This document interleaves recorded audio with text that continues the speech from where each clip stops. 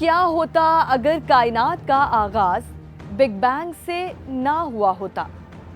یہ کائنات ابھی نہ تمام ہے شاید کہ آ رہی ہے دمادم صدائے کن فیکن۔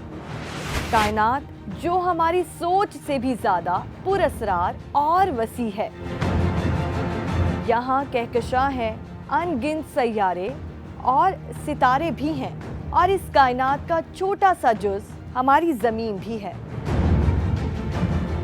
یہ کائنات جو آپ دیکھ رہے ہیں اس سے پہلے کیا تھی، کس طرح وجود میں آئی، وجود میں آنے کے بعد یہ کن مراحل سے گزر رہی ہے، اور کیا اس کائنات کا کوئی اختتام بھی ہے؟ بگ بینگ کیا ہے، اور بگ بینگ سے پہلے بھی کیا کائنات کا کوئی وجود تھا؟ اور سب سے اہم سوال، اگر بگ بینگ نہ ہوا ہوتا تو کیا ہوتا؟ السلام علیکم، میں آپ کی ہوسٹ پاکیزہ زاہد، اور آپ دیکھ رہے ہیں پروگرام یوں ہوتا تو کیا ہوتا۔ بگ بینگ انگریزی زبان کا لفظ ہے جس کے معنی بڑے دھماکے کے ہیں۔ بگ بینگ دراصل وہ دھماکہ ہے جس سے کائنات وجود میں آئی۔ اس کا آغاز ایک انتہائی کثیف نقطے سے ہوا جسے اکائی کہا جاتا ہے، لیکن یہ اکائی کہاں سے آئی، یہ بہت پیچیدہ سوال ہے، اور ہو سکتا ہے کہ اس کائنات کا کوئی آغاز ہی نہ ہو۔ سائنس کے مطابق بگ بینگ ہی نقطۂ آغاز تھا، جب دھماکے کی وجہ سے مادے نہایت تیزی کے ساتھ خلا میں پھیلے اور کائنات سرعت سے وسیع ہونے لگی۔ بگ بینگ یعنی ہماری کائنات کے نقطۂ آغاز کو 13.7 ارب سال ہو چکے ہیں، یعنی یہ کائنات تقریباً 14 ارب سال پرانی ہے۔ ہم میں سے اکثر لوگ یہ سوچتے ہیں کہ بھلا کائنات کی عمر کوئی کیسے بتا سکتا ہے؟ انسان کے پاس کوئی ایسا آلہ ہے جو اس وسیع کائنات کو ماپ سکے؟ ہماری دنیا جو کہ 13.4 ارب نوری سال دور واقع ہے۔ اب آپ سوچ رہے ہوں گے کہ نوری سال کیا ہے؟ اگر روشنی ایک سدھ میں سال بھر تک متواتر سفر کرتی رہے تو اس حساب سے جس قدر فاصلہ وہ پورے سال میں طے کرے گی اسے روشنی کا نوری سال کہا جائے گا۔ نوری سال دراصل وقت کا پیمانہ نہیں ہے بلکہ نور کے فاصلے کا پیمانہ ہے۔ ایک نوری سال کا فاصلہ تقریباً 10 کھرب کلومیٹر ہے۔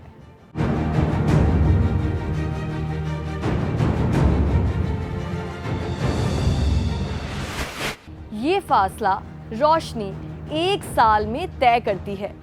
اب آپ خود اندازہ لگا سکتے ہیں کہ ایک نوری سال 10 کھرب کلومیٹر کے برابر ہیں تو 13.8 ارب سال کتنے کلومیٹر کے برابر ہوں گے؟ ابھی تک جس قدیم ترین کہکشاں کا مطالعہ کیا گیا ہے وہ 13.4 ارب نوری سال فاصلے پر واقع ہے۔ اسی لیے ہم یہ بھی کہہ سکتے ہیں کہ کائنات کی عمر بھی اس کے آس پاس ہی ہے۔ چلیں اب کائنات کے وجود میں آنے کے بعد کی بات کرتے ہیں تو 13.8 ارب سال پہلے نہ یہ سورج تھا اور نہ ہی یہ ستارے، نہ یہ کہکشاں اور نہ ہی یہ نظارے تھے، بلکہ دھماکے کے نتیجے میں پیدا ہونے والے ہائیڈروجن گیسوں کے بادل تھے۔ خلا میں موجود ان بادلوں کے جن حصوں میں ہائیڈروجن کی مقدار زیادہ تھی، ان حصوں میں گیس سکڑنے لگی اور سکڑتے سکڑتے کافی گرم اجسام کی شکل اختیار کر گئی، جن کو ستارے کہا جاتا ہے۔ مزید ان ستاروں کے آس پاس جہاں گیسوں کی مقدار کم تھی وہاں بھی گیسیں سکڑتی گئیں اور گرم اجسام بنے جو ستاروں سے چھوٹے تھے اور کسی اپنے نزدیکی ستارے کی کشش کی وجہ سے اس کے گرد مدار میں چکر لگانے لگے۔ ان کو سیارے کہتے ہیں۔ یہ سیارے جب کشش کی وجہ سے جھرمٹ کی شکل اختیار کرتے ہیں تو کہکشاں وجود میں آتی ہے۔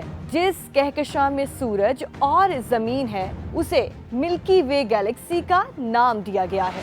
اتنے بڑے فاصلے کی بات ہو تو ہمارے پاس ایک اور اصطلاح پارسیک موجود ہے۔ ایک پارسیک 3.26 नूरी साल के बराबर होता है। 1 मेगा पार्सेक इससे भी 10 गुना बड़ा होगा। हमारी कायनात 73.5 किलोमीटर फी सेकेंड फी पार्सेक की रफ्तार से फैल रही है। इसका ये मतलब हो सकता है कि अगर कोई शय हमसे 1 पार्सेक दूर हो तो उसकी स्पीड 73.5 किलोमीटर फी सेकंड से तेज होती जा रही है।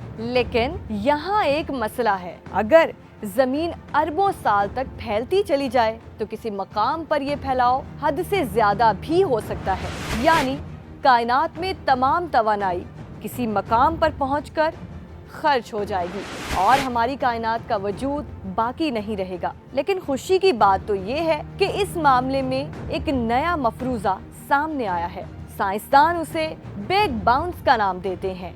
ये बिग बैंग और बिग क्रंच का मजमुआ है। बिग क्रंच इस नजरिए का नाम है जिसके मुताबिक कायनात का फैलाव सिकुड़ने के अमल में बदल जाता है और कायनात खत्म हो जाती है, यानी ये बिग बैंग का मुकम्मल उल्टा अमल है। इसको समझने के लिए जरा एक गुब्बारे की मिसाल लेते हैं जो कभी फैल रहा है और कभी सिकुड़ रहा है, और यही मिसाल कायनात की है। लेकिन अब आप ये सोच रहे होंगे कि ये थ्योरी तो बिग बैंग थ्योरी ही है, लेकिन ये थ्योरी सेकुलर फील्ड्स की वजह से बिग बैंग से मुख्तलिफ है।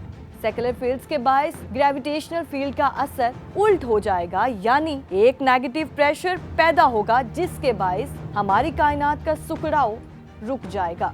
उसके बाद फिर फैलाव का अमल शुरू होगा। अब सवाल ये है कि कायनात एक दफा सिकुड़ने के बाद दोबारा फैलेगी तो ये कैसी होगी? क्या कायनात पहले की तरह होगी? चनांचे उस कायनात में और अब की कायनात में कोई मुमासलत होगी या नहीं? क्या इंसान उसको तस्लीम कर पाएगा या नहीं? सो अब इन सब बातों का हम पे क्या असर होगा और ये असर ज्यादा होगा या कम?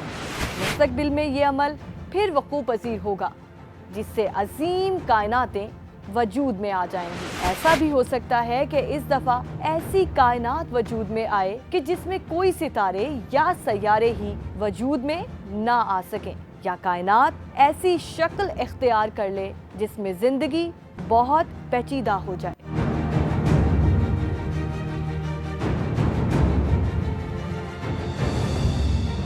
ये सब तब्दीलियां हमसे अभी इतनी दूर हैं कि शायद हम उनको देखने के लिए जिंदा ना रह सकें, और अगर जिंदा भी हो तो उनको तस्लीम करने में सदियां गुजार दें, मगर हम इसको कबूल ना कर सके। या मुमकिन है कि ये कायनात दोबारा बने तो इसमें इंसान ही ना हो। हमारा कायनात के बारे में इल्म इतना महदूद है कि कुछ भी यकीन के साथ नहीं कहा जा सकता। सो हमें अपने इर्द गिर्द कायनात का जायजा लेते रहना चाहिए, क्योंकि इन सब के जवाबात यहीं कहीं मौजूद हैं। ये वो सवालात हैं जो तमाम साइंसी उलूम की बुनियाद हैं, और इसीलिए हमने अपने इस प्रोग्राम का नाम ये रखा।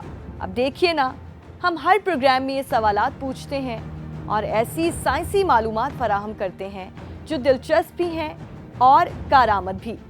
लिहाजा आप हमारा ये प्रोग्राम भी देखते रहिए और सवालात भी पूछते रहिए कि यूँ होता तो क्या होता।